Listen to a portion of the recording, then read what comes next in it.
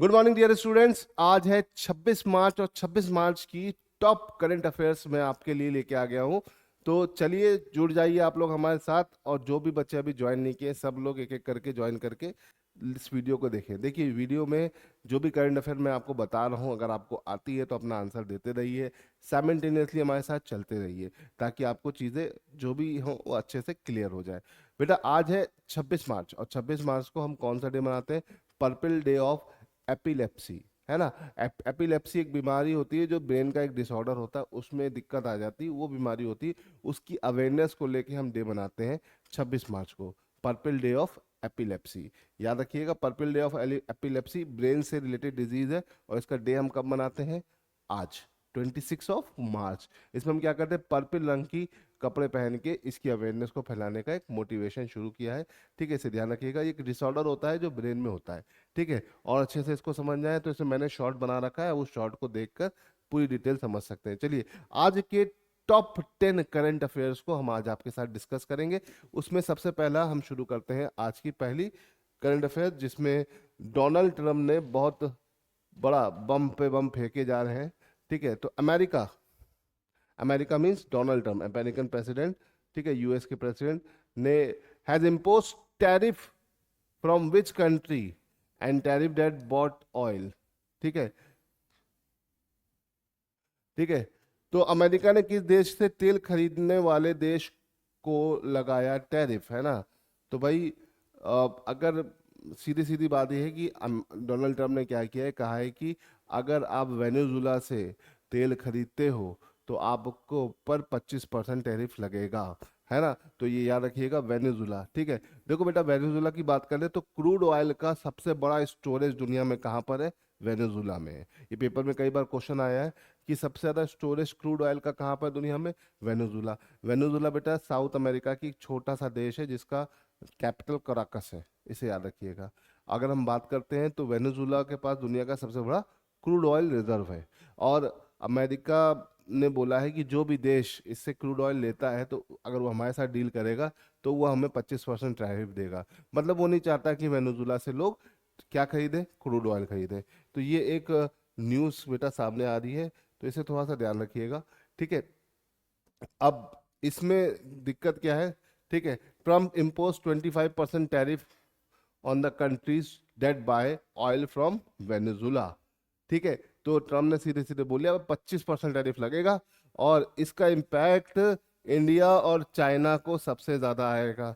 ठीक है, क्यों? क्योंकि इंडिया जो है इम्पोर्ट 20 मिलियन बैरल, पिछले साल कितना वेनेजुला से इंपोर्ट किया था? 20 मिलियन बैरल, जो इंडिया का टोटल नीड का 1.5% है। तो ये याद रखिएगा, इसका इम्पैक्ट इंडिया को ही पड़ेगा, चाइना को ही पड़ेगा। बेसिकली इंडिया ज़्यादातर तो एशिया से ही ले लेता है, लेकिन ये थोड़ा सा इम्पैक्ट पड़ सकता है ना। वेनेजुला की बेटा बात करें तो दुनिया का सबसे ज़्यादा क्रूड ऑयल, क्रूड ऑयल का स्टोरेज, ठीक है बेटा, कहाँ पर है? वेनेजुला में है। ये याद रखिएगा, वेनेजुला का कैपिटल कराकस, और यहाँ की करेंसी है बोलीवर। ठीक है, नॉर्थ अमेरिका का एक छोटा सा नेशन है, ये देखिए। ठीक है, आप इसे देख सकते हैं, इसके ऊपर पनामा कैनाल यहाँ पर है ना। तो इसे ध्यान रखिएगा, साउथ अमेरिका में पड़ने वाले नेशन है। साउथ अमेरिका में सिर्फ 13 ही देश है, ठीक है, जिसमें बोलीविया और उरुग्वे इसका लैंडलॉक नेशन है, इसे याद रखिएगा। ठीक है, चलिए यहाँ से आगे बढ़ते हैं क्वेश्चन नंबर 2 की तरफ। Who is the chairman of the parliamentary committee for one nation one election? ठीक है, वन नेशन वन इलेक्शन के लिए बनी संसदीय कमेटी के अध्यक्ष कौन है? ठीक है, वन नेशन वन इलेक्शन को लेकर बेटा काफी टाइम से चर्चा चल रही है। अभी पार्लियामेंट में इसका एक बिल आया था, है ना, 129th कॉन्स्टिट्यूशनल अमेंडमेंट बिल, है ना, लेकिन ये पास नहीं हो पाया, है ना। One nation one election commission के लिए कमेटी बनी थी, है ना। उस कमेटी के प्रेसिडेंट या चेयरमैन कौन थे? है ना, उस कमेटी के चेयरमैन थे बेटा आपके राम नाथ कोविंद जी, है ना। रामनाथ कोविंद जी थे, है ना। लेकिन यहाँ पे पूछा जा रहा है, ये सब पुरानी बातें पहले हो चुकी है ना। वन नेशन वन इलेक्शन बेटा बहुत बड़ा मुद्दा है ना। वैसे जब भारत में इलेक्शन शुरू हुआ था तो पूरे देश में एक साथ होता था, लेकिन 1967 से ये क्या हो गया? ये आगे पीछे हो गया।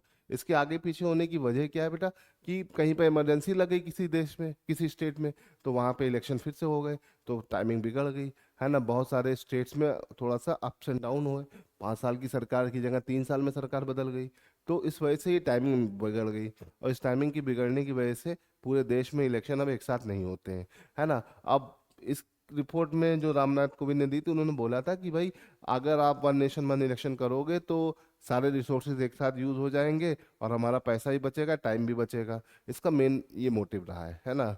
वैसे ये कोई बुरी चीज़ नहीं, बट इसको एक साथ लाने में बहुत दिक्कतें आ जाएंगी, क्योंकि वन नेशन वन इलेक्शन का मतलब है कि पूरे देश में जब लोकसभा का इलेक्शन हो, उसी तरह विधानसभा का भी इलेक्शन हो, और उसके 40 दिन के बाद, ठीक है, 40 दिन के बाद आपका लोकल बॉडीज के इलेक्शन भी हो जाए, है ना।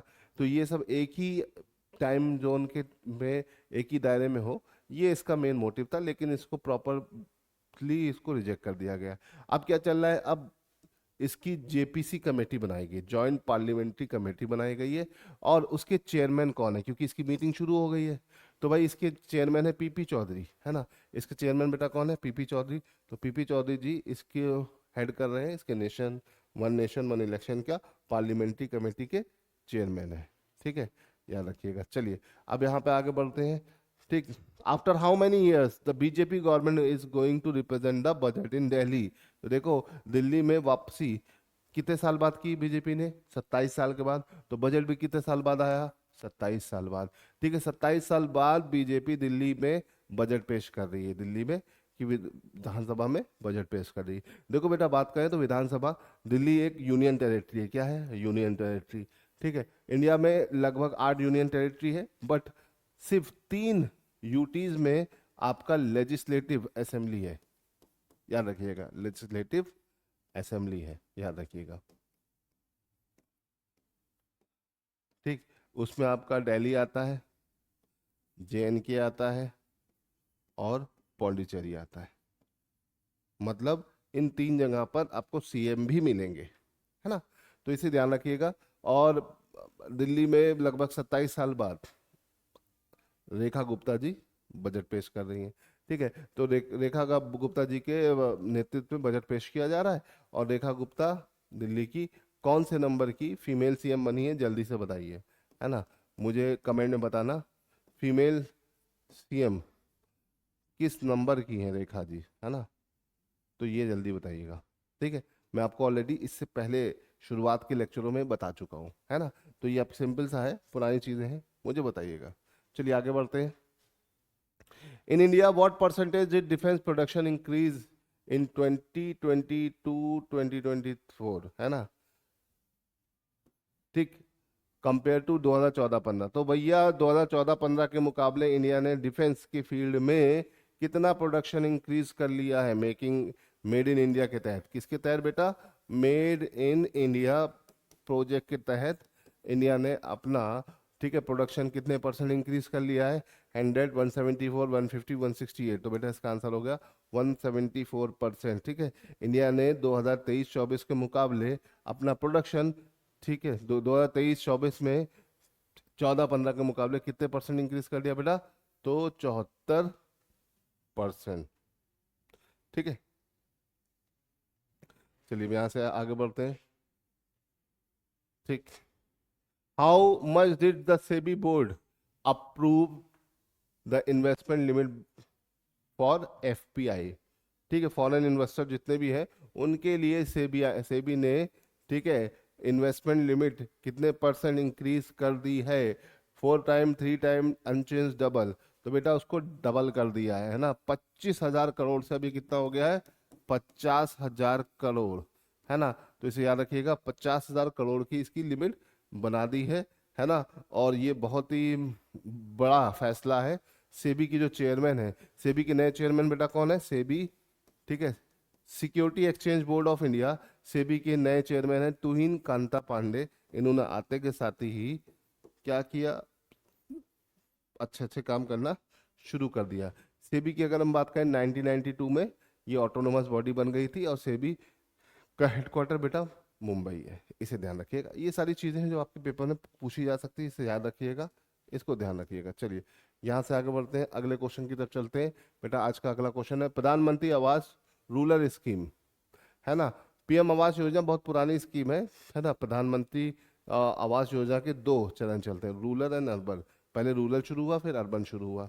तो पीएम आवास योजना की अगर हम बात करते हैं तो अभी हाल फिलहाल में किस राज्य ने इसमें पहली रैंकिंग पा ली है ना। पीएम आवास योजना ग्रामीण में कौन सा राज्य प्रथम स्थान पर है, ठीक है। विच स्टेट रैंक फर्स्ट, तो राजस्थान, आंध्र प्रदेश, एमपी, तमिलनाडु। तो बेटा इसमें नंबर 1 पे है एमपी। एमपी ने 41 लाख घर बनाकर, गांव गांव गांव में 41 लाख घर बनाकर रैंक 1 पर आ गया है। तो इसे ध्यान रखिएगा, पीएम आवास योजना बहुत ही एम्बिशियस स्कीम है ना। गरीबों को घर देना इस योजना का मेन मोटिव है, ठीक है। PMAYG, जी मीन्स ग्रामीण, है ना। तो और यू मतलब अर्बन, ठीक है। तो भैया हाउसिंग फॉर ऑल बाय 2020, इसका मेन मोटिव है 2028 तक सबको घर में रखना, है ना, सबको घर प्रदान करना, ठीक है। प्राइम मिनिस्टर मोदी जी की देखरेख में मिनिस्ट्री ऑफ रूरल डेवलपमेंट के अंदर 2016 में ये शुरू हुआ था और ये अभी भी चल रहा है। तो भैया अगर कोई आपसे पूछे कि PMY जी कब शुरू हुआ, तो आप बता दोगे 2016 में। कितने साल हो गए बेटा, 8 साल, 9वां साल चल रहा है, ठीक है। 8 साल पूरे हो गए, 9वां साल चल रहा है, ठीक है। चलिए आगे बढ़ते हैं क्वेश्चन नंबर 7 की। Which state got the first place in national deaf championship, है ना भैया। जूनियर, सीनियर और सब जूनियर चैंपियनशिप हो रही थी डीफ के लिए, है ना। इसमें मेन जो स्पोर्ट था लॉन टेनिस, टेबल टेनिस और शूटिंग, इन सारे खेलों के लिए डीफ मतलब जो सुन नहीं सकते हैं, बोल नहीं सकते, उनकी ये टूर्नामेंट था। और इसमें पहला स्थान किस राज्य ने प्राप्त किया, मतलब सारे राज्यों के लिए नेशनल लेवल का एक टूर्नामेंट था जो बेटा कहाँ हुआ, अहमदाबाद में हुआ, गुजरात में अहमदाबाद में हुआ ये नेशनल टूर्नामेंट। और इसमें रैंक 1 पाने वाला स्टेट हमारा वो कौन सा है बेटा, राजस्थान। राजस्थान इसमें रैंक 1 पाकर नंबर 1 पे रहा, इसे ध्यान रखिएगा, ठीक है। बहुत सारे प्लेयर्स इसमें अच्छा प्रदर्शन किए और उसकी डिटेल समरी हम आपको जल्दी बताएंगे, है ना। ये एक इम्पोर्टेंट खेल रहा है हमारे लिए, ठीक। हाँ, ये भी स्पोर्ट्स से रिलेटेड एक दूसरी न्यूज़ है। खेलो इंडिया पैरा गेम दिल्ली में हो रहे हैं और इसमें गोल्ड, पावर लिफ्टिंग में गोल्ड पाने वाले प्लेयर के नाम बताइए, है ना। तो पावर लिफ्टिंग की अगर हम बात करें तो ये काफ़ी अच्छा और नया खेल है जो कि काफ़ी लोगों को रुझा रहा है। और पैरा स्पोर्ट्स में काफ़ी इसका स्कोप है। पैरा स्कोप मतलब जो कहीं डिसेबल्ड पर्सन होते हैं उनको ग्रो करने के लिए ये स्कीम शुरू किए गए हैं। और अगर हम यहाँ पे बात करें तो पैरा लिफ्टिंग में इस बार गोल्ड किसको मिला, तो गुलफाम अहमद और जसप्रीत कौर बोथ, दोनों को, है ना, दोनों को इसके लिए गोल्ड मिला। मेल में गुलफाम अहमद थे, फीमेल में जसप्रीत कौर, दोनों को इसके लिए गोल्ड मिला, ठीक है बेटा। खेलो इंडिया पैरा गेम्स की बात करें तो इसका पहला एडिशन, ये दूसरा एडिशन है, पहला एडिशन 2023 में हुआ था, याद रखिएगा, ठीक है। तो इसको थोड़ा सा ध्यान रखिएगा, अगर आप इसे ध्यान रखोगे तो ज़्यादा चीज़ें आपको समझ में आ जाएंगी, ठीक है। चलिए यहाँ से आगे बढ़ते हैं तो थोड़ा सा एक दो चीज़ें और जान लेते हैं। Jaspreet Kaur break the power lifting national record, Sheetal H Payal for gold in archery, है ना। तो याद रखिएगा जसप्रीत ने वर्ल्ड रिकॉर्ड बनाया और शीतल ने गोल्ड निशानेबाजी में जीता है, ठीक है। और 31 year old become the first athlete in this edition to break the national record surpassing his previous best of 100 kg set in 2020। तो भाई इन्होंने वर्ल्ड रिकॉर्ड बना दिया है, किसने, जसप्रीत कौर ने। तो इसे देख सकते हैं आप, है ना। तो गुलफाम अहमद और जसप्रीत कौर, ये दोनों नाम आपको ध्यान रहने पड़ेंगे, ठीक है। आगे बढ़ते हैं क्वेश्चन नंबर 9 की तरफ चलते हैं बेटा। क्वेश्चन नंबर 9 की अगर हम बात करते हैं तो आसान सा और सिंपल सा क्वेश्चन है। In which country was noticed the faster earthquake tremor of 9 Richter scale, किस देश में 7 रिक्टर स्केल के तेज भूकंपीय झटके नोटिस किए गए। तो भाई भूकंप के झटके हाल फिलहाल में किस देश में नोटिस किए गए, तो वो न्यूजीलैंड में, है ना। कहाँ पे देखेगा बेटा, न्यूजीलैंड में, ठीक है। भूकंप की अगर हम बात करते हैं तो ये एक ऐसी गतिविधि है, भूकंप हर वक्त आते रहते हैं ना, माना जाता है अर्थ के अंदर बोल सकते हैं रेडियो एक्टिव एलिमेंट्स हैं, और वो अपने आप को लगातार एनर्जी रिलीज करते हैं और अपने आप को स्टेबल करने की कोशिश करते हैं। तो एनर्जी वो रिलीज करते रहते हैं, और इसकी एनर्जी ज़रूरत से ज़्यादा होती है तो वो हमको भूकंप के फॉर्म में पता चलती है ना। तो भूकंप जो आते हैं वो किससे आते हैं बेटा? सेस्मिक वेव्स से। किससे आते हैं? Seismic waves. सेस्मिक वेव्स आपकी होती है दो तरह की, है ना, बॉडी वेव और आपकी सरफेस वेव, याद रखिएगा। ठीक। बॉडी वेव्स जो अर्थ के अंदर एक्टिव रहती हैं, इसकी दो कैटेगरीज हैं, पी वेव्स, प्राइमरी वेव्स और सेकेंडरी वेव्स। और सरफेस वेव में एक कैटेगरी आती है एल वेव्स, लॉन्गिट्यूडनल वेव। तो ये सारी वेव्स जो होती हैं इनको बोलते हैं सेस्मिक वेव्स। और सेस्मिक वेव को रीड करने वाला बेटा जो ग्राफ होता है उसे बोलते हैं सेस्मोग्राफ। ठीक है। तो सेस्मोग्राफ क्या बताता है? ये बताता है भूकंप आ रहा है कि नहीं आ रहा है। लेकिन सेस्मोग्राफ में अगर आप स्केल फिट कर देते हो बेटा, है ना, रिक्टर स्केल, मार्कोनी स्केल या हैकेल स्केल, तो ये बता देता है इंटेंसिटी ऑफ अर्थक्वेक, भूकंप की तीव्रता बता देता है। तो भूकंप की तीव्रता बताने के लिए हम स्केल्स यूज करते हैं, और इसमें सबसे ज्यादा यूज होने वाली स्केल है रिक्टर स्केल, है ना। रिक्टर स्केल या रिक्टर पैमाने पर हम इसको नापते हैं। ठीक है, तो इसे ध्यान रखिएगा। रिक्टर स्केल में 0 से लेकर 9 तक रीडिंग होती है, और रिक्टर स्केल पर एक लेवल से दूसरे लेवल पर जाने पर 10 गुने का अंतर आता है। मतलब एक लेवल से दूसरे लेवल पर जाने पर भूकंप की तीव्रता 10 गुने बढ़ जाती है ना। याद रखिएगा, इंपॉर्टेंट पॉइंट्स हैं, ये सारी चीजें पूछी जाती हैं आपका, है ना। जब अर्थक्वेक आता है तो अर्थक्वेक का कोई फोकस होता है। फोकस अर्थ के अंदर का वो पॉइंट होता है जहाँ से अर्थक्वेक जनरेट हो रहा है, और सरफेस पर अर्थक्वेक जहाँ पता चलता है दैट इज कॉल्ड एपिसेंटर। तो ये पॉइंट्स आपको ध्यान रखने हैं, जितना आप ध्यान रखोगे आपके लिए उतना अच्छा रहेगा। चलिए आगे बढ़ते हैं क्वेश्चन नंबर 10 की तरफ। Who is the chief justice of India? Who is the current chief justice of India? Bharat के करंट चीफ जस्टिस कौन है? संजीव खन्ना। अब एकदम से ये क्वेश्चन मैंने क्यों पूछा? तो भैया जस्टिस यशवंत वर्मा का केस बहुत ज्यादा उछल रहा है ना। यशवंत वर्मा को तो जानते ही हैं आप, यशवंत वर्मा जी। भैया यशवंत वर्मा जी दिल्ली के हाई कोर्ट के जज थे, जिनके घर पे आग लग गई थी, और जब आग बुझाने पहुंची फायर ब्रिगेड तो 250 से 300 करोड़ रुपए जल चुके थे, है ना। तो ये बहुत बड़ी घटना हो गई। तुरंत इनको इलाहाबाद हाई कोर्ट में ट्रांसफर किया गया, बट अब इनके खिलाफ इंक्वायरी बैठ गई है, और इसकी पहल की है जस्टिस संजीव खन्ना ने, है ना। सचिव संजीव खन्ना भारत के 51st chief justice of India है, और इन्होंने इनकी इंक्वायरी बिठा दी है। और अब देखते हैं क्या होता है। हो सकता है ये आज़ादी के बाद इम्पीचमेंट पाने वाले पहले जज हो। देखो जज को रिमूव करने की प्रोसेस बहुत ही कॉम्प्लिकेटेड है। किस तरह की प्रोसेस है? इम्पीचमेंट लाइक प्रोसेस, है ना। जज को हटाना आसान नहीं होता है। इंडिपेंडेंट ऑफ जुडिशरी के लिए जज को रिमूव करने की प्रोसेस हमने बड़ी कॉम्प्लिकेटेड कर रखी है, इम्पीचमेंट लाइक प्रोसेस। ठीक है, मतलब जज कहाँ से रिमूव हो सकता है? पार्लियामेंट के थ्रू। किसके थ्रू बेटा? पार्लियामेंट के थ्रू, है ना। तो इसलिए बहुत ही कॉम्प्लेक्स कॉम्प्लिकेटेड प्रोसेस होती है, इसे ध्यान रखिएगा। तो यशवंत वर्मा काफ़ी न्यूज़ में है। ठीक है, और चीफ ये हमारे जो संजीव खन्ना है ये 51st chief justice of India है। ठीक है, पहले कौन थे? फर्स्ट थे H J Kania. H J Kania. H J Kania हमारे पहले चीफ जस्टिस ऑफ इंडिया थे। इसे ध्यान रखिएगा बेटा। इंपॉर्टेंट पॉइंट जो भी है मैं आपको बताता जा रहा हूँ ताकि आपको चीज़ें एकदम क्रिस्टल क्लियर हो। ठीक है, कोई भी चीफ जस्टिस अपॉइंट होता है तो उसका टेन्योर कितना होता है? Up to 65 year. अपॉइंट कौन करता है? प्रेसिडेंट। रिमूव कौन करता है? पार्लियामेंट। ठीक है। इम्पीचमेंट बेटा सिर्फ एक ही व्यक्ति के लिए होता है, प्रेसिडेंट ऑफ इंडिया के लिए।